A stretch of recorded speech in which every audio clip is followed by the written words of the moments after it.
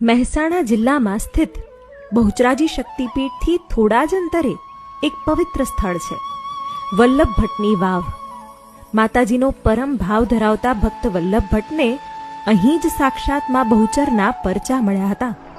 સદીઓ પહેલાની વાત છે. અમદાવાદ નવાપુરાથી વલ્લભ ભટ્ટ અને ધોળા ભટ્ટ પગપાળા સંઘ સાથે બહુચરાજી માતાના દર્શન કરવા નીકળ્યા.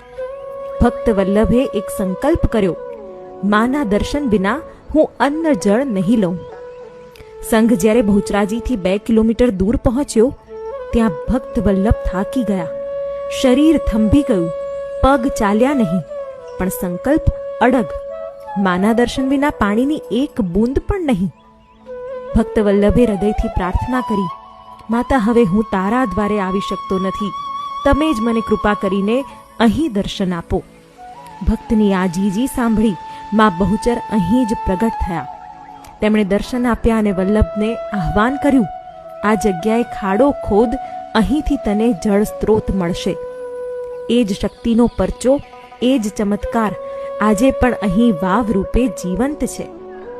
આસપાસની હરિયાળી, નિર્મળ શાંતિ, માં બહુચરના મંદિર પટાંગણમાં રમતા કુકડાની હાજરી, સમગ્ર પરિસર શાંત અને શાલીન છે, છતાં સકારાત્મક ઉર્જાથી ધબકતું લાગે. જ્યાં માં બહુચર સાક્ષાત પ્રગટ થયા હોય ત્યાંની માટીમાં પણ એક વિશેષ શક્તિ છે. સંતાન પ્રાપ્તિ માટે દંપતી અહીંથી વાવની માટી પૂજા કરીને લઈ જાય છે અને ઘરે જઈને પણ પૂજન કરે છે. વાવની માટીથી ભક્તોનો સંકલ્પ પૂર્ણ થાય છે. જય માં બહુચર.